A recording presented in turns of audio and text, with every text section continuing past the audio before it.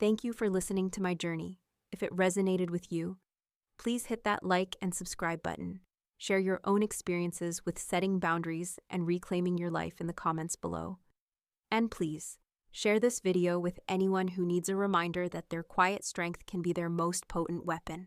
If you're out there listening to this, and you've ever felt violated, controlled, or ridiculed by the people who should have been your greatest champions, please remember my story. Your privacy is sacred. Your boundaries are non-negotiable. Your truth is powerful. And when pushed too far, a quiet person, armed with knowledge and unwavering resolve, can unleash a reckoning that changes everything. Find your voice, fight for your peace, and define your own success, far beyond anyone else's expectations. My 18th birthday wasn't just a coming of age, it was my declaration of independence. They had read my diary out loud, thinking it was a harmless joke, a way to control their difficult daughter. They never expected that difficult daughter to learn their own game, to find their most vulnerable secrets, and to expose them to the very world whose approval they craved. In doing so, I didn't just get revenge, I got my life back. I transformed humiliation into empowerment, turning my pain into my greatest strength, and that, truly, was the most unforgettable gift of all. I occasionally see updates about my family. Dad's law firm faced significant challenges, his reputation never fully recovering. Mom continued her social pursuits, but her circles were smaller, her influence diminished. Michael, after his corporate troubles, never quite reached the heights his parents had envisioned, living a more subdued life, still shadowed by his past public embarrassments. Their perfect world was forever tarnished, living under the weight of the secrets I had exposed. My life is calm, fulfilling, and truly independent. I live in my own apartment, meticulously organized, reflecting my own style and choices. I am surrounded by genuine friends and mentors who value me for who I am, not for what I can provide or how I reflect on them. Years later, I am a successful forensic accountant and investigative journalist, working for a prestigious firm known for uncovering financial wrongdoing. My work is challenging, meaningful, and often shines a light on hidden truths, bringing justice to those who have been exploited. I take immense pride in what I do, knowing that I am using my unique experiences and skills to make a real difference in the world. My physical and emotional well-being flourished. The constant anxiety and the gnawing self-doubt that had plagued me for years dissipated. I started exercising, finding strength in my body. I pursued creative outlets, drawing and writing again, but this time, purely for myself, for the joy it brought me, with no fear of judgment or public exposure. The quiet, introverted girl had found her voice, not through screaming, but through strategic, undeniable action. I also learned about the true meaning of family. It wasn't about blood relations or shared last names. It was about mutual respect, unconditional love, and unwavering support. Grandma Rose was my true family, and the friends who stood by me, like Miss Reynolds, who fought for me, and the handful of loyal relatives who reached out with genuine concern, these were the people who truly mattered. The biggest lesson I learned was the profound importance of privacy and boundaries. They are not luxuries. They are fundamental human rights. My family's casual disregard for my personal space, their belief that they had a right to my every thought and decision, was a form of control, a subtle but insidious type of emotional abuse, by exposing their secrets. I had not only fought back, but had also reestablished my own impenetrable boundaries. My private world, my inner thoughts, my financial autonomy, these were now unequivocally mine, fiercely protected. My relationship with my family became irrevocably severed, at least for the foreseeable future. There were no grand reconciliations, no movie-like apologies. They remained trapped in their pride and their shattered image. But I was okay with that. My peace was no longer dependent on their recognition or their regret. I had made my choice, and I stood by it, firmly and without hesitation. My academic performance soared. I excelled in my courses, my analytical mind thriving in an environment where facts and truth were valued. I sought out internships that aligned with my new career goals, eager to apply my skills to a purposeful career. My focus immediately shifted to my education and my future. I decided to pursue a degree in forensic accounting and investigative journalism. The skills I had honed in secretly uncovering my family's financial secrets were not just tools for revenge. They were a legitimate, powerful career path. I wanted to use my abilities to expose corruption, to help people who were exploited, to uncover hidden truths for justice, not for personal gain. My experiences had given me a unique perspective and a fierce drive to fight for transparency. Living with Grandma Rose became my immediate and long-term plan. Her quiet home was a sanctuary, a place where I could heal and truly build my future on my own terms.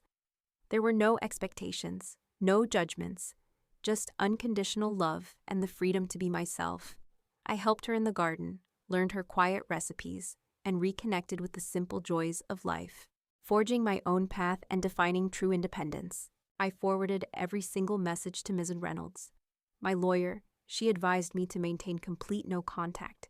Beyond official legal communications, she was anticipating their attempts to retaliate legally. But her initial assessment held my actions, while undeniably dramatic, were largely protected by freedom of speech. Given the factual accuracy of the financial information I exposed, and the clear history of their own public humiliation of me, my defense was built on truth and self-preservation. Michael, you think you're so smart. Chloe, you just made yourself an enemy. You'll regret this. Mom, how could you do this to your own mother? I'm humiliated. You've ruined my life. Dad, Chloe, you've ruined us. You've destroyed everything I built. You're a malicious, ungrateful child. They all tried to contact me, relentlessly. Their calls and texts were a torrent of fury, accusations, pleas, and attempts at manipulation. And Michael, the golden child. His gambling debts, detailed in my public exposé, were now widely known. His investment bank, a conservative institution, put him on immediate administrative leave, initiating a deep dive into his personal and professional finances. His promising career was put on hold, potentially derailed. His carefully constructed image as the financially savvy, successful brother crumbled. He was forced to confront his own profound irresponsibility, exposed by the very sister he had so often condescended to. The continuous comparison he had used as a weapon against me now became his public shame. Eleanor Vance, my mother, was utterly socially annihilated. The country club, ever vigilant about its image, discreetly and then not so discreetly revoked their membership. Her social circle, built on appearances and superficial connections, evaporated. Her friends, who had laughed at my diary, now shunned her. Embarrassed by the public exposure of the Vance family's true financial state and, implicitly, her own excessive spending, the lavish lifestyle she had so desperately maintained became a source of ridicule, not admiration. Richard Vance, my father, faced immediate professional repercussions. The hints of questionable accounting practices I had revealed were picked up by the legal community. His law firm, already nervous about his risky investments, launched an internal investigation. Clients, particularly those with sensitive financial dealings, began to distance themselves. His carefully cultivated image of financial infallibility and legal rectitude shattered, replaced by whispers of recklessness and potential impropriety. The very reputation he valued above all else was in tatters, not from an external attack, but from within his own family. The fallout for the Vance family was swift and brutal. The local news, already having covered the scandalous Sweet 16, jumped on the 18th birthday exposé with ravenous glee. Headlines blared, "Teenager exposes family's secret debts at lavish birthday party." Prominent lawyer's financial woes revealed by daughter. Golden child's gambling habits exposed. The meticulously crafted facade of the perfect Vance family, built on decades of appearances and hidden truths, imploded spectacularly. Grandma Rose, a beacon of calm wisdom, welcomed me with a gentle hug. She didn't need explanations. She simply understood. "You did what you had to do, sweet pea," she murmured. Stroking my hair, her acceptance, her unwavering love, was the true balm to my wounded spirit, far more potent than any public vindication. I spent the first few days at her quiet home, unplugging from the world, allowing the adrenaline to subside, and the profound sense of peace to settle in. My phone, buzzing with furious calls and texts from my family, remained on silent. Forwarded to Monsieur Reynolds, leaving that country club. The echoes of chaos and my family's enraged shouts still ringing in my ears. Felt like stepping into a new life. The taxi ride to Grandma Rose's house was silent, but my mind was anything but. I replayed every detail: Michael's stunned face, Mom's tearful shrieks, Dad's impotent rage. The raw, unfiltered satisfaction of having delivered such a devastating blow was immense. If you've ever truly reclaimed your power after being constantly diminished, you know this intoxicating feeling of finally, unequivocally, being in control of your own narrative. The public humiliation my family experienced was a harsh consequence, one they had brought upon themselves. They had taught me that secrets were weapons, and that public spectacles were fair game. I had simply returned the lesson, with interest, and in doing so, I had finally, definitively, taken back control of my own life. My 18th birthday wasn't just a coming of age. It was my declaration of independence, a triumphant reclaiming of my voice, and a testament to the power of a quiet girl pushed too far. I knew the road ahead would be challenging. The family fallout was immense. My relationship with my parents and Michael was irrevocably severed, at least for the foreseeable future. But the peace I felt, the profound sense of autonomy, was worth every single step. Living at Grandma Rose's, even temporarily, was a breath of fresh air. There were no expectations, no judgments, no constant need to perform. I helped her in the garden, cooked simple meals, and rediscovered the joy of quiet moments. I started planning my future college far away, a career where integrity mattered, a life built on my own terms, free from their shadow. Her unwavering support was everything. She understood. She knew this wasn't about petty revenge. It was about finally breaking free from years of emotional manipulation and disrespect. She simply patted my hand. I heard, "Sweet pea, you stood your ground, you found your voice, and that's all that matters."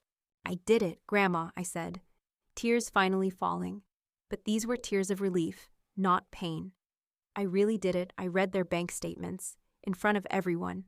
My sanctuary was Grandma Rose's house. She welcomed me with open arms, a warm hug, and a quiet strength. She didn't ask for details, only if I was okay. I ignored them all, forwarding everything to Miss Reynolds, my lawyer. She advised me to maintain complete no contact, beyond official legal communications.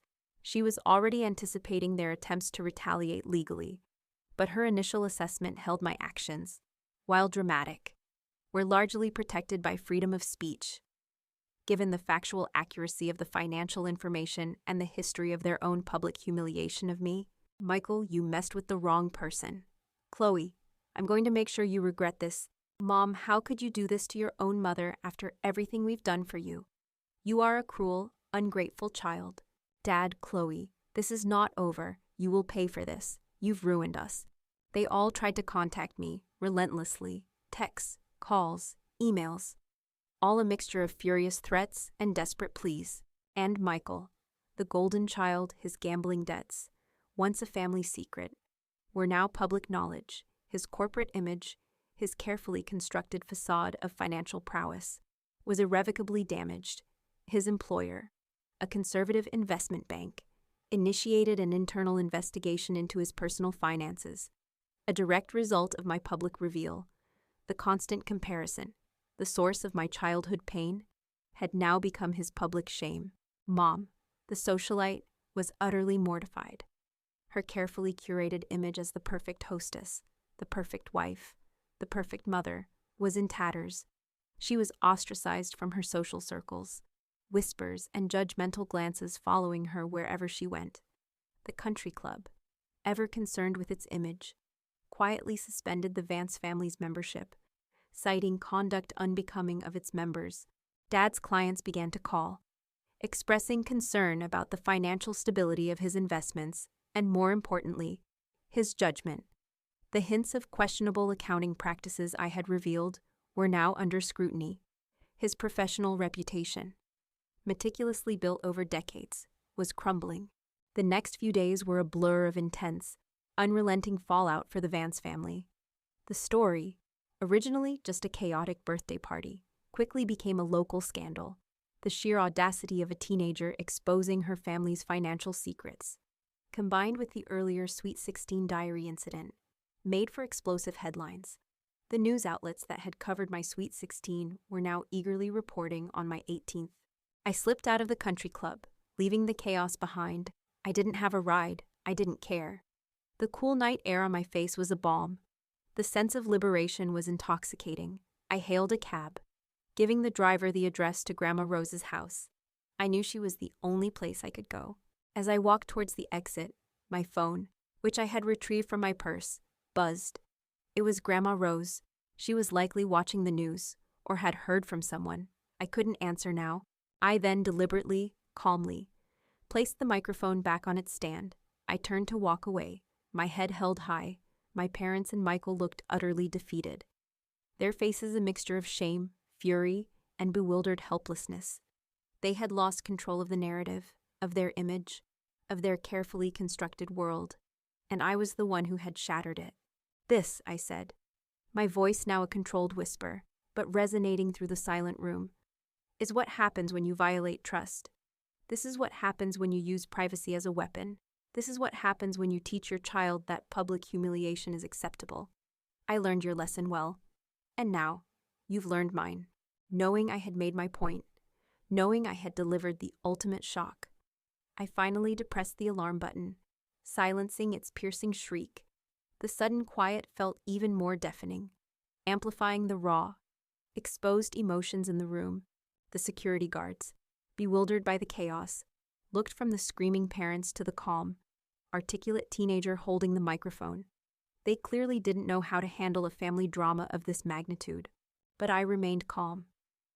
"I have not stolen anything," I announced to the security guards, holding up the portfolio. "These are copies of publicly verifiable records and documents that were left exposed in my home. I am simply exercising my right to free speech after years of privacy invasion and public humiliation by my family." Just then, a few security guards, alerted by the alarm, rushed into the ballroom. Dad immediately pointed at me. "Get her. She's causing a disturbance. She's stealing confidential documents." The alarm continued its wail, preventing any coherent conversation, but amplifying the sheer, raw emotion. My parents were screaming, their faces contorted in fury and humiliation. Guests were either fleeing or staring in stunned silence. It was a chaotic, spectacular implosion. Michael froze, his face paling even further. The word gambling debts hung in the air, a shocking revelation about the golden child. I deftly pulled away, keeping the microphone clutched in my hand. Ruin his career, Michael. Perhaps he should have thought about that when he was making shady investments, or when he was bailing you out of your massive gambling debts, I yelled, my voice ringing with righteous fury, ensuring everyone heard. Michael, recovering from his shock, tried to grab the microphone from me. "Give me that, Chloe. You're making a fool of yourself. You're going to ruin Dad's career." "Insane, Mom!" I shot back, my voice unwavering. Despite the chaos, like reading my private diary out loud at my Sweet 16 was sane, like years of invading my privacy, controlling my finances, and calling me antisocial or a disappointment was sane. "You think my reaction to your years of emotional abuse is insane?" Mom, tears streaming down her face, shrieked, "Chloe, you're ruining everything. You're ruining our family, your life. You're insane." The alarm continued its deafening screech, adding to the pandemonium. Guests were shouting, trying to cover their ears. Some were rushing for the exits, clearly wanting no part of the unfolding family drama. Others, however, stood frozen, morbidly fascinated by the public implosion of the perfect Vance family. "This is not slander, Dad," I stated, my voice cutting through the alarm's wail, amplified by the microphone. "These are verifiable facts, documents, bank statements, tax records, all gathered from your own meticulously kept files." But I was ready. I had anticipated his attempt.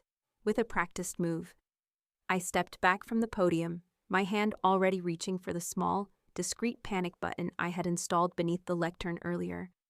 A last-minute addition after discussing potential physical altercations with my secret lawyer, Ms. Reynolds. A piercing, high-pitched alarm immediately blared through the speakers, momentarily deafening the room and sending guests scrambling. "Chloe, stop this! This is slander! This is a lie!" Dad roared, finally breaking free of the stunned guests who had subtly blocked his path. He lunged toward the microphone, his face a terrifying shade of crimson. The ballroom plunged into a chaos of gasps, shouts, and frantic whispers. My parents, Richard and Eleanor, and my brother Michael, were a tableau of utter mortification and explosive rage. If you've ever witnessed a meticulously constructed facade shatter in front of a horrified audience, you know the visceral impact of that moment. I took a deep breath, the adrenaline coursing through me. The satisfaction was immense. This wasn't just revenge, it was a reclamation of power. It was setting a boundary with a force they could never ignore. They had invaded my privacy, humiliated me publicly, and treated me with contempt. Now, the tables had turned, and they were caught completely off guard, exposed and vulnerable, in front of the very people whose opinions they valued above all else. My 18th birthday, the greatest show on earth, and they were the unwilling stars. "This is just a small glimpse," I announced, my voice cutting through the rising din, "into the kind of secrets that define our family, the kind of secrets they've meticulously hidden, while publicly judging and demeaning me for my own personal thoughts." Mom gasped, clutching her chest, her face a mask of mortification. The room was in complete disarray. People were openly gasping, whispering, pulling out their phones. The perfect Vance family facade was crumbling, spectacularly, in real time. "And let's not forget, Mom," I continued, holding up another statement, "your discreet shopping habits. Here we have a single transaction, $25,000 to Diamonds and Pearls Boutique last month.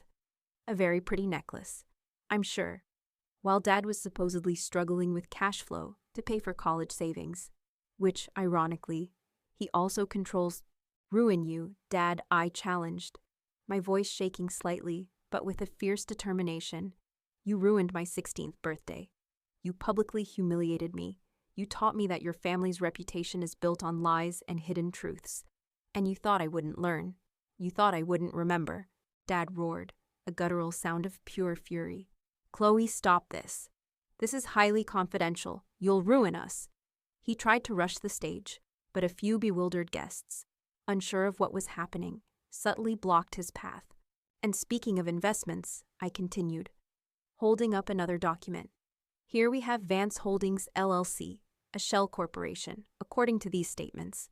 It's tied to the Coastal Dreams Resort project, a project my father, Richard Vance, has publicly boasted about as a visionary development. Yet, these internal documents show a staggering $2.5 million loss in Q2 last year, requiring significant capital injections from your personal accounts. Dad, to keep it afloat, a public success, a private financial disaster."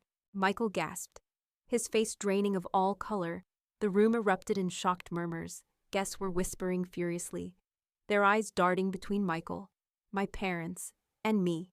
"Richard Vance," I began, my voice unwavering, reading from the first document. "Account number ending in 4567.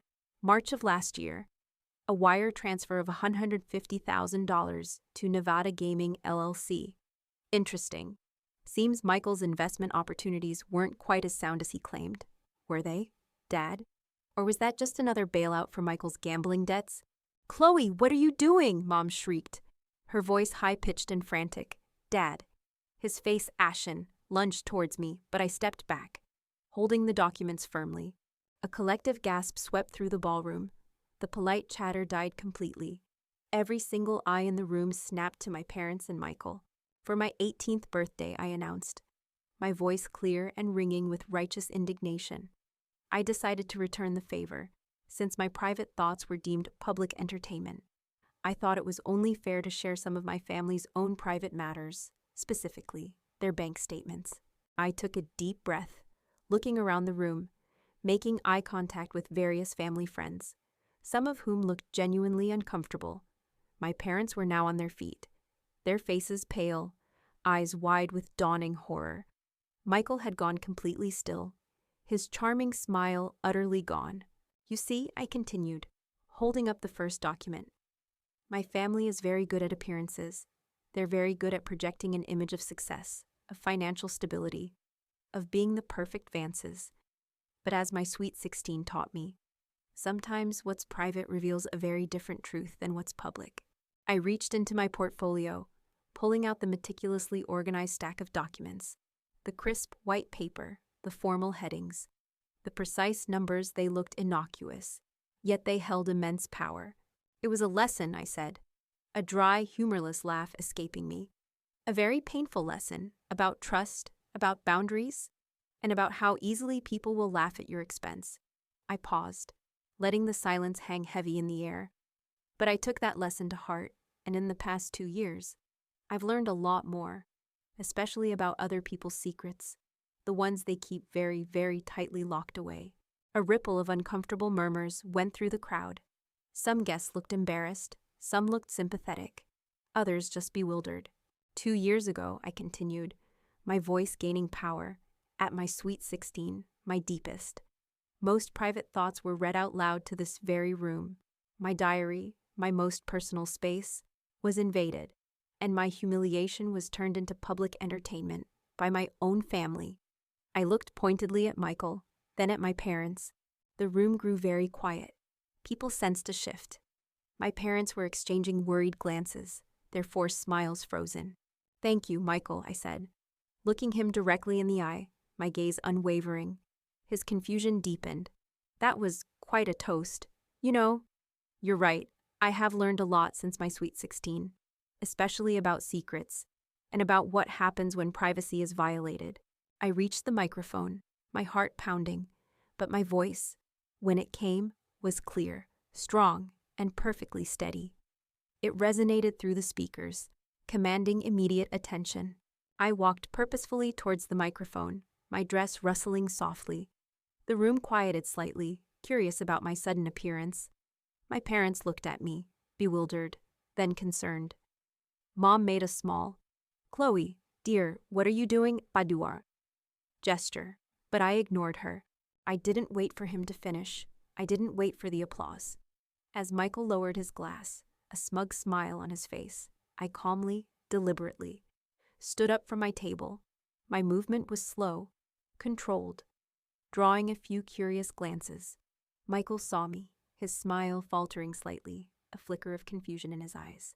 But I wasn't grateful. I was furious. His words were the final spark. They confirmed that they still saw me as the same vulnerable, easily humiliated girl from 2 years ago. They thought I had learned their lesson. They had no idea I had been learning my own. Michael continued, his voice dripping with faux regret. "But Chloe, she's matured since then. She's learned her lesson about keeping secrets locked up tight." He was clearly trying to remind me of my past humiliation, to reassert his dominance. So, this year, no diaries, just a heartfelt toast to my amazing little sister, who's finally embracing the real world. He raised his glass, beaming, expecting me to be grateful. Laughter broke out. Michael was clearly expecting a repeat performance, another moment to publicly humiliate me for entertainment. My parents chuckled. A few guests looked at me with sympathetic smiles, remembering the awkwardness of my last birthday. My hands clenched the portfolio, the anger, cold and steady, became a blazing inferno. "And now for my favorite part," Michael announced, his voice booming into the microphone, a mischievous glint in his eye. "A little anecdote about our dear Chloe, our little sister, you know. Chloe has always been a private person, a very private person." He paused for effect, and a few knowing chuckles rippled through the crowd, which, as we all learned at her sweet 16, can sometimes lead to unexpected revelations. Then it was Michael's turn. He walked to the microphone, a charming, confident swagger in his step. He winked at me, the same conspiratorial wink he'd given me at my sweet 16 before reading my diary. My blood ran cold, then boiled with fury. This was it. Mom followed, teary-eyed, talking about my journey from a quiet, artistic child to a beautiful young woman. She made vague references to my sweet 16, how I had blossomed since then, making me cringe internally. They were both building up the perfect, sanitized narrative of my life, a narrative I was about to incinerate. Then came the toasts. Dad went first, of course. A practice speech about my brilliant daughter, Chloe, and her bright future at college. He touched on my maturity and how I was finally coming into my own. The irony was almost unbearable. He had no idea how into my own I had truly come. The party progressed through its predictable phases: the initial mingling, the polite congratulations, the forced family photos that Mom insisted on. I moved through it all like a phantom, my polite smiles hiding a volcano of emotions. I exchanged pleasantries, accepted gifts, and maintained an outward calm that belied the storm brewing within. The guest list was a who's who of our community: influential lawyers, wealthy business owners, prominent socialites, the very people whose opinions my parents valued above all else, the audience whose perception shaped their entire existence. This was precisely the stage I needed. I, Chloe, stood by the grand entrance, wearing a dress Mom had chosen elegant, understated, and utterly forgettable. It was part of my disguise, my final act of compliance before the storm. My heart hammered against my ribs, a powerful drumbeat of defiance and anticipation.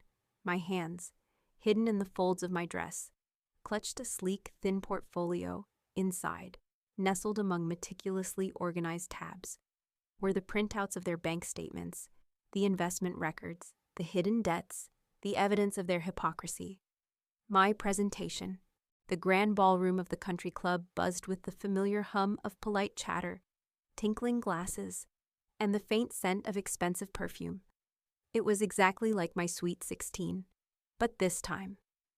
The atmosphere felt charged with a different kind of electricity. My parents, Richard and Eleanor, were in their element, greeting guests with practiced smiles, basking in the glow of their meticulously curated social image. Michael, my brother, was working the room, charming acquaintances, likely regaling them with stories of his latest corporate triumphs. They were utterly oblivious, floating in their bubble of self-congratulation, completely unaware of the seismic shift about to occur.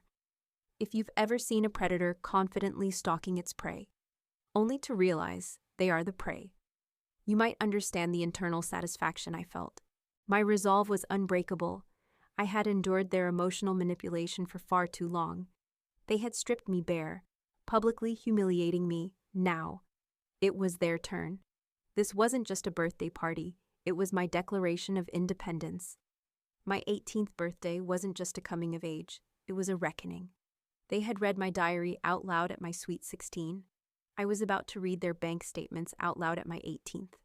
And the world was about to see the real Vance family, beyond the perfectly manicured facade. I imagined their faces: the shock, the disbelief, the dawning horror as their carefully guarded secrets were laid bare. I imagined Michael's smug smile collapsing. I imagined my parents' frantic attempts to silence me.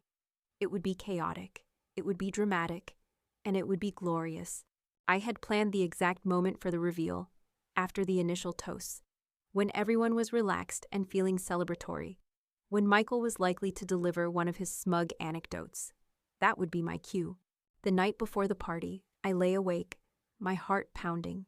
This was it. The moment I had been planning for 2 years, the transformation from silenced victim to empowered truth-teller.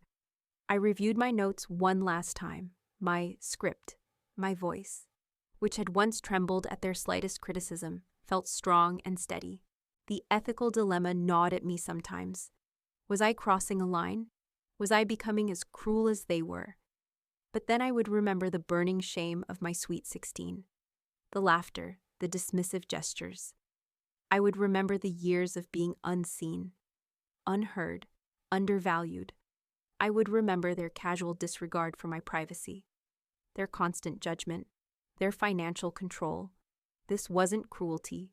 It was a demand for respect. It was a mirror, held up to their own actions. They had taught me that secrets were weapons, and I had learned their lesson well. I considered the legal ramifications. Could they sue me, Miss Reynolds? The lawyer I secretly consulted had advised me, truth is an absolute defense, Chloe. As long as what you're saying is factually accurate and can be proven with the documents you have, it's unlikely they can win a defamation suit. However, it will create immense public embarrassment for them, and likely severe financial and professional consequences for your father. She warned me of the fallout, the inevitable anger, the potential for a complete break with my family. But she also affirmed my right to defend myself, to expose what had been done to me. I developed my presentation with the precision of a seasoned forensic accountant. I created a concise, digestible summary of their most damning financial secrets, using simplified language that even their socialite friends would understand. I meticulously chose specific transactions, specific figures, and specific dates that would create maximum impact. The goal wasn't just to reveal, it was to shock, to expose the hypocrisy, to make their carefully constructed world implode. I just smiled, a secret smile that held layers of meaning she couldn't possibly decipher. "Oh, Mom, I promise. It will be an impression they'll never forget." The 18th birthday party preparations continued. Mom was in full socialite mode, planning an even grander affair than my sweet 16. "This is your official debut, Chloe," she declared, picking out a dress that felt more like a costume. "All our important friends will be there. You have to make a good impression. Show them you're finally maturing." She closed her eyes for a moment, then opened them, a flicker of fierce determination in their depths. "Then you do what you must, child, but remember why you're doing it. For your own peace, for your own truth, not just for revenge." Her words grounded me, reminding me that this was about my liberation, not just their humiliation. "I'm going to read it all out loud. Grandma," I said, my voice steady. At my 18th birthday party, just like Michael read my diary at my sweet 16. Grandma Rose, a woman who had lived through decades of family drama, simply nodded, her eyes filled with a sad understanding. "Arthur always did like to play close to the edge, Chloe, and Eleanor always did confuse reputation with reality. It's a dangerous game they play, pretending. What are you going to do with this, sweet pea?" "Grandma," I confided, laying out printouts of complex financial statements with identifying information carefully redacted. "Of course, they're not as financially sound as they pretend. Dad's got some really risky investments, and Michael's debts are massive. Mom's spending is out of control." My closest ally in this secret operation remained Grandma Rose. Her quiet wisdom and unwavering support were my anchor. I'd visit her regularly, ostensibly for Sunday lunch, but secretly to download my latest findings. I didn't tell her every granular detail of Dad's shady dealings, protecting her from the full ugliness, but I shared enough to validate my path. These discoveries transformed my anger into a cold, clinical determination. This wasn't just about getting even for my diary. It was about exposing the hypocrisy, the lies, and the sheer audacity of people who judged everyone else while harboring their own deeply damaging secrets. They talked about responsibility and legacy, while engaging in reckless financial behavior and living beyond their means. My mother, Eleanor, while seemingly oblivious to the depth of Dad's financial troubles, had her own secrets. I found evidence of extravagant, unbudgeted spending on luxury items, social events, and renovations that far exceeded what even Dad's income could comfortably sustain. Given his hidden investments, she was meticulously tracking every penny of my allowance, while seemingly unaware of the hundreds of thousands she was blowing on designer clothes and country club memberships. Her obsession with appearances extended to maintaining a lavish lifestyle that was quietly draining their resources. I also discovered a pattern of questionable accounting practices related to some of Dad's older corporate mergers, things that hinted at legal gray areas, perhaps even outright fraud, that he thought were safely buried. These weren't just embarrassing, they were potentially career-ending, legally actionable secrets. The irony was palpable. The man who built his reputation on strict adherence to the law was skirting it himself, all in the name of maintaining his public image. What I uncovered was even more shocking than I anticipated. It wasn't just about Michael's hidden gambling debts, which were significantly larger than I initially thought. It was about my father's own financial maneuvers, the ones he kept even from my mother, and certainly from their social circle. I found evidence of several highly leveraged, risky real estate investments that were teetering on the brink of collapse, subtly hidden within layers of shell corporations. He had boasted about these visionary projects at dinner parties, but the reality was, they were bleeding money. He was using a substantial portion of his liquid assets, including funds from my mother's trust, to prop them up, desperate to avoid a public failure. His carefully crafted image of financial infallibility was a precarious house of cards. My secret operation continued to expand, my attic office, once a sanctuary from their judgment, now served as my command center.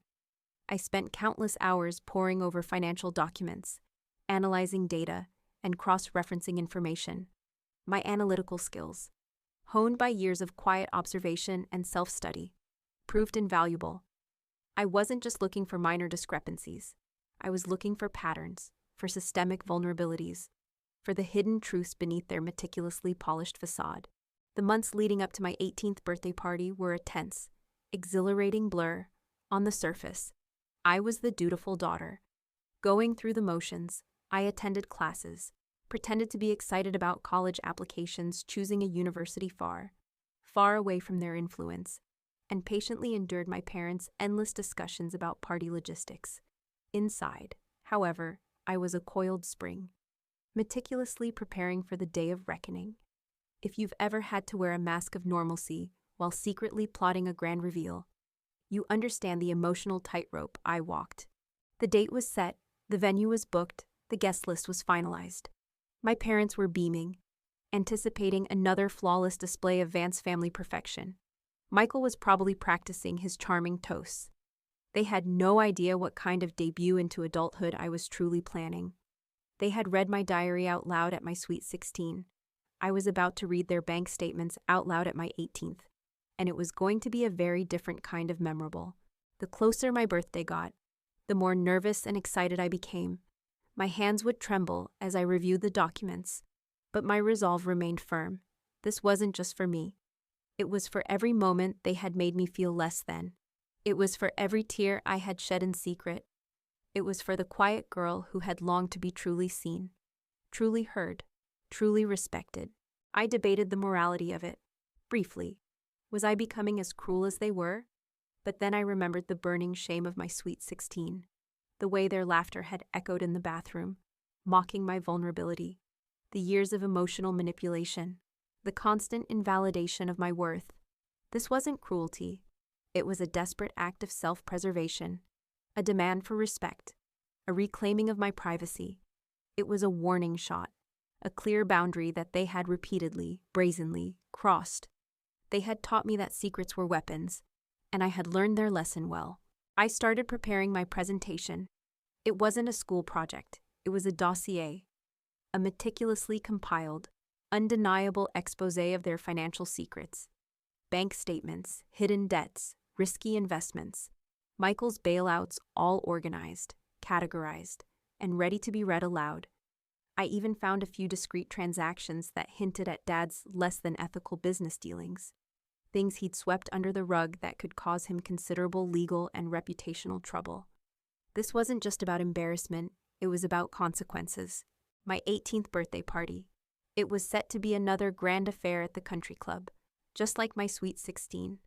All the same faces would be there, the family friends, the prominent community members, the relatives who had laughed at my humiliation. Michael would be there, undoubtedly ready with another charming anecdote. The transformation was profound. The quiet, insecure teenager was slowly replaced by a confident, self-possessed young woman, my parents.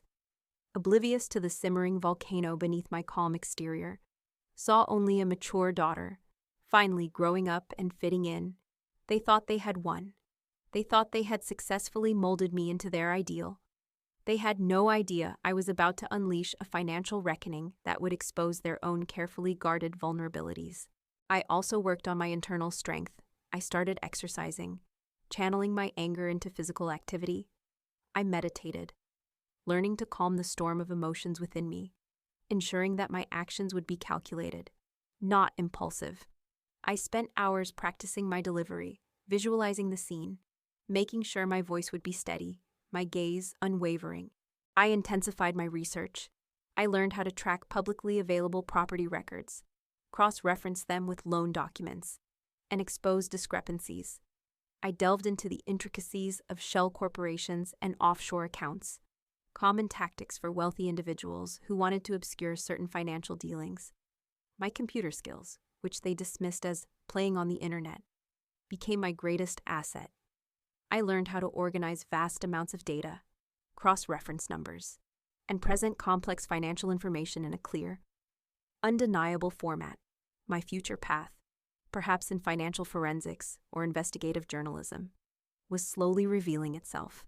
A cold smile touched my lips. "Oh, Mom, I'm sure it will be unforgettable." My 18th birthday was rapidly approaching. It was less than 6 months away. My parents, still obsessed with appearances, were already planning another lavish party. "It's your coming of age, Chloe," Mom chirped.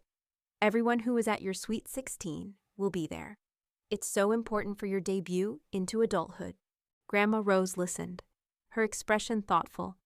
"Retaliation can be a bitter fruit, Chloe," she cautioned softly. "But sometimes, exposing the truth is the only way to set yourself free. Just make sure you do it for you, not for them. Make sure it brings you peace, not just more anger." Her words provided the moral compass I needed. This wasn't about bitterness. It was about balance. It was about showing them the consequences of their actions and reclaiming my own dignity. I hesitated, then whispered my burgeoning plan. "I'm going to expose their secrets, Grandma, their financial secrets, the ones they hide so carefully from the world." I told her about Michael's hidden debts, about Dad's risky investments. Grandma Rose, a woman who rarely raised her voice, simply held my hand. Her eyes filled with a quiet fury.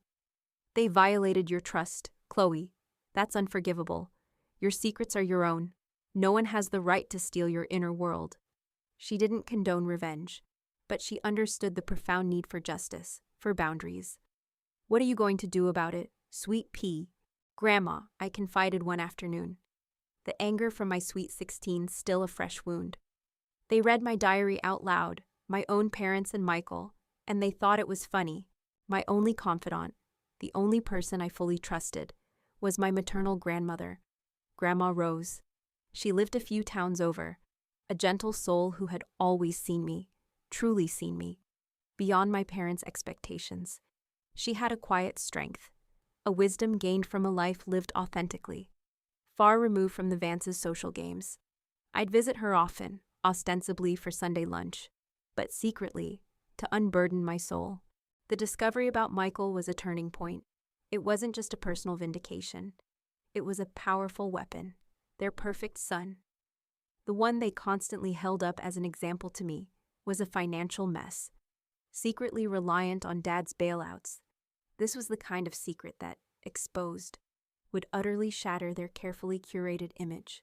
And what I found was enlightening. It wasn't just about the vast sums of money. It was about the hidden complexities, the subtle deceptions, the uncomfortable truths beneath their polished surface. I found high-risk investments, leveraged loans for properties that seemed less stable than they portrayed, and significant, undisclosed gambling debts that belonged to Michael. Michael, the golden child, who was always so quick to flaunt his success and judge my frivolity, was clearly living beyond his means, propped up by Dad's discreet financial interventions. His perfect life wasn't so perfect after all.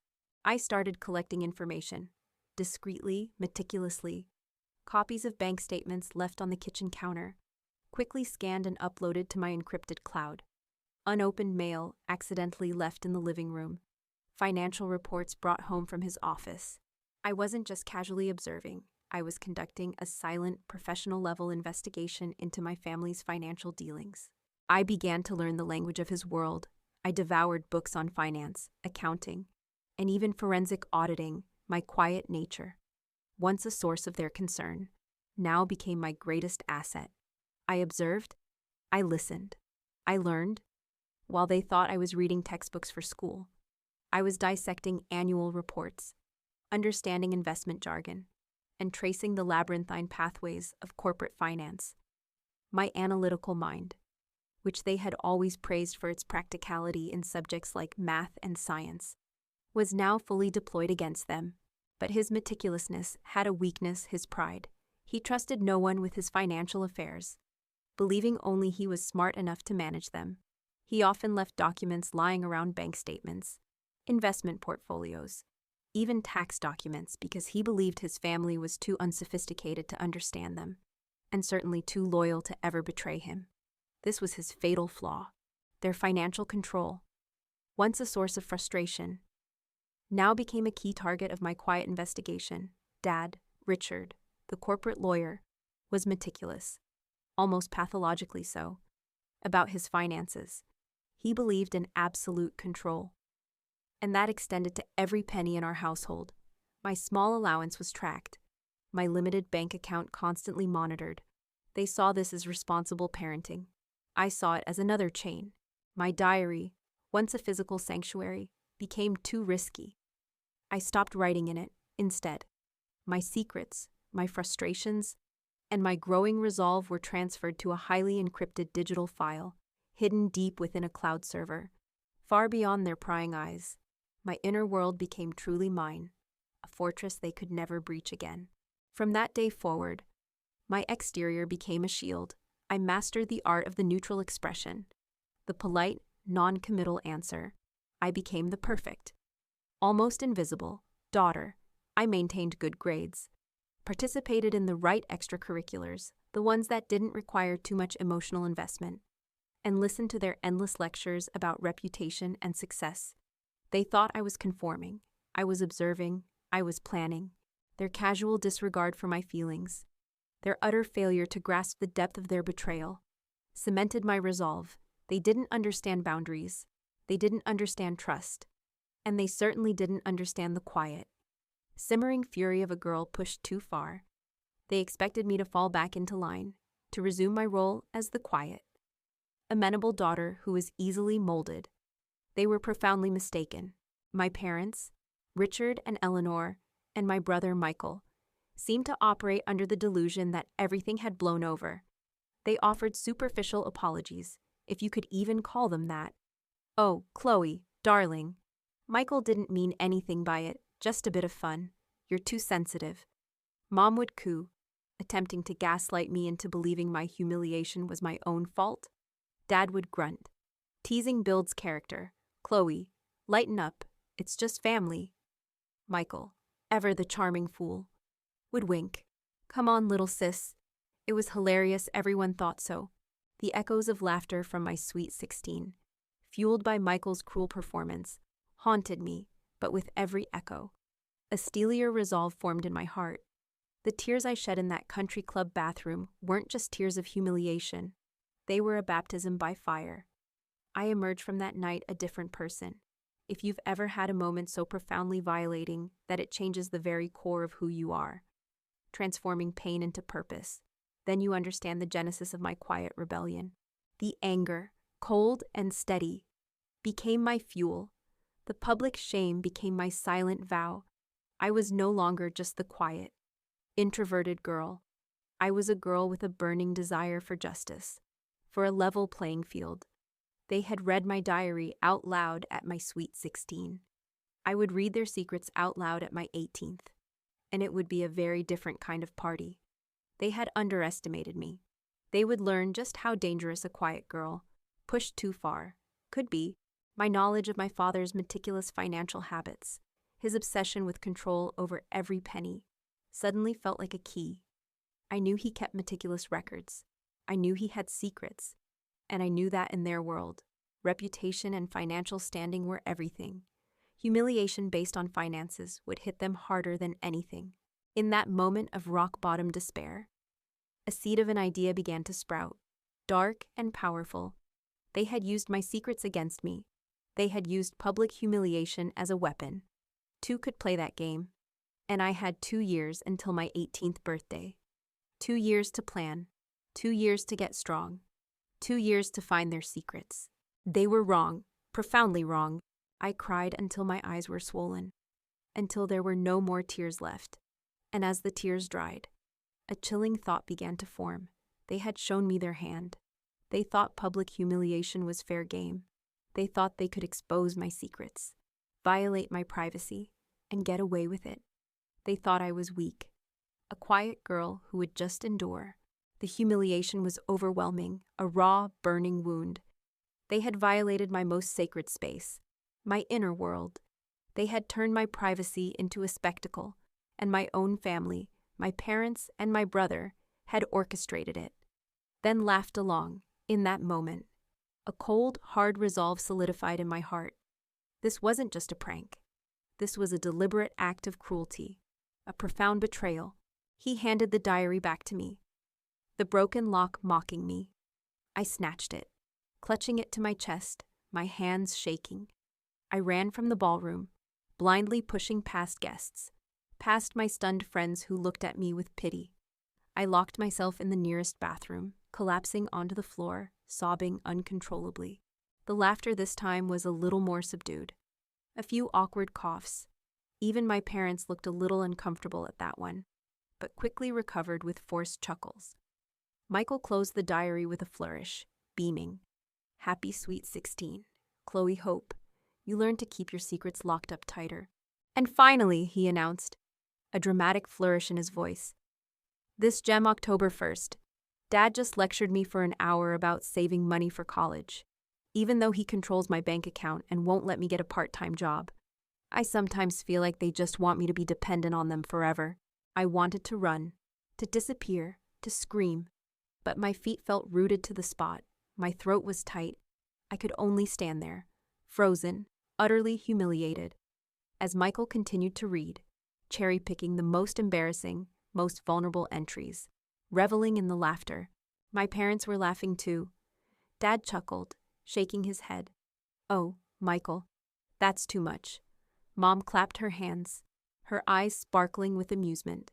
They didn't see my pain, they saw entertainment. They saw a cute way to tease their daughter, a way to lighten her up. They didn't see the profound violation of trust, the public humiliation. The laughter grew louder, more mocking. My cheeks were on fire, my vision blurred with tears. Every private thought, every embarrassing insecurity, every secret crush all laid bare. For public amusement, I felt like I was naked, exposed, ridiculed, Michael continued, oblivious to my mortification, clearly enjoying the attention. Oh, here's a good one. September 3rd. That new boy, Jake, in my chemistry class is so cute, but he smiled at Brittany today. And I think I'm going to die. I wish I was popular like Brittany, or pretty. A ripple of laughter went through the crowd. My face burned. My stomach dropped to my feet. I could feel every eye on me, burning into my skin. He opened my diary to a random page. Let's see here. August 14th. Today. Mom told me I should really try out for the cheerleading squad. She doesn't understand I hate public speaking and just want to read. I wish she would just listen to me instead of trying to make me into someone I'm not. For Chloe's sweet 16, Michael began, his voice booming into the microphone. We thought we'd share a little insight into her secret world, turns out. Our quiet little Chloe has a lot more going on than we thought. But he did. A sick feeling churned in my stomach. No, he wouldn't. He couldn't. And now, Michael announced, a mischievous glint in his eye, grabbing a small leather-bound book from behind the podium. My blood ran cold. My diary, the tiny, flimsy lock was clearly broken. He must have found it while helping Mom organize my room for the party setup. Then Michael, my older brother, stepped up to the microphone. Michael was 20 at the time, home from college, and always the life of the party. He was charming, witty, and deeply insecure, constantly seeking Dad's approval, often at my expense. He loved a good laugh, even if it meant humiliating someone else. I felt a prickle of unease. His speeches were always unpredictable. After the endless photo opportunities and the forced dance with my father, came the speeches.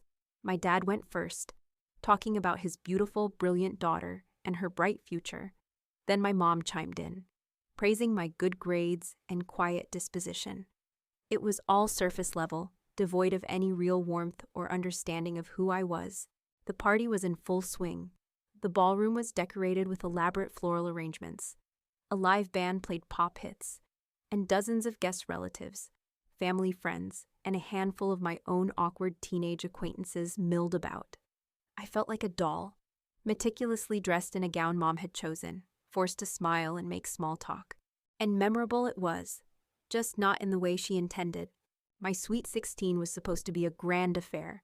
Mom had planned it for months. A lavish party at the local country club, ostensibly for me, but clearly designed to showcase the Vance family's social standing.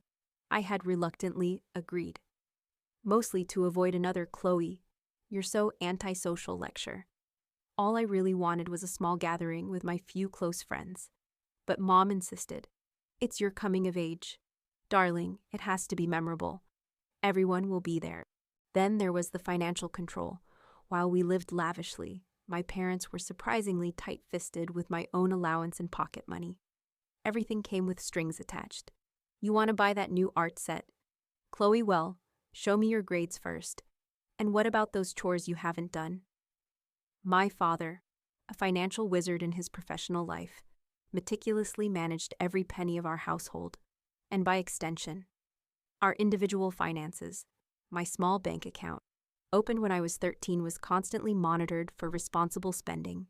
They wanted me dependent, reliant on their approval for every minor purchase. My personal space was constantly invaded.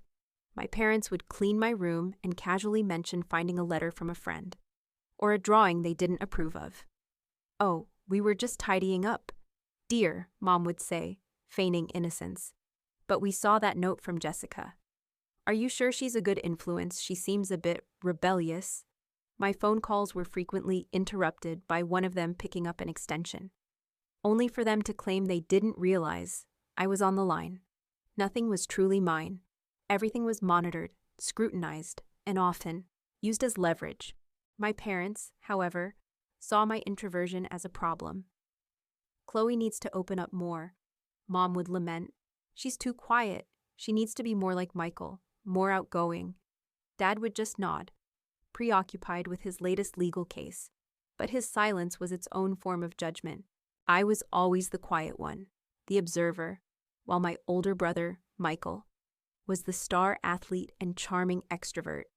I found solace in books, in drawing, and most importantly, in my diary. That diary was my sanctuary, a place where I could pour out my insecurities, my crushes, my frustrations with my parents' suffocating expectations.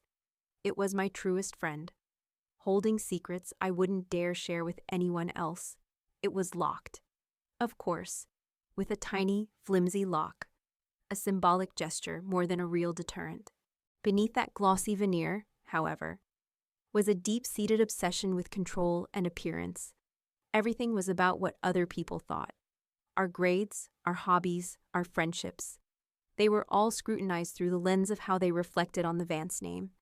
And privacy, that was a luxury they didn't believe in, especially for their children. I'm Chloe, and growing up, my family always put on a good show. My parents, Richard and Eleanor Vance, were pillars of our suburban community. Dad was a successful corporate lawyer, known for his sharp wit and even sharper suits. Mom was a social butterfly, meticulously curating our family's image, from our perfectly manicured lawn to our perfectly coordinated outfits for holiday photos. We lived in a big, beautiful house, had all the right connections, and attended all the right events. On the surface, we were the epitome of the perfect American family. If you've ever had your privacy violated, your trust shattered, or felt utterly humiliated by the people who should have loved you unconditionally, then you might just get what I'm talking about.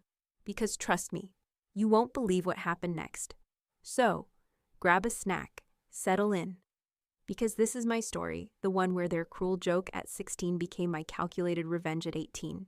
If you've ever had to deal with a family that just didn't understand boundaries, or felt like your private life was a public property, drop your thoughts in the comments below. I'd love to hear your experiences. You know, some memories just stick with you. They burn themselves into your brain, not just as images, but as raw, visceral feelings. For me, the memory of my Sweet 16 isn't about balloons or cake, or even my first slow dance. It's about a spotlight, my flushed face, and the sound of my deepest, most private thoughts being read out loud to a room full of laughing strangers. That's how my family, the people who were supposed to protect me, chose to celebrate my coming of age.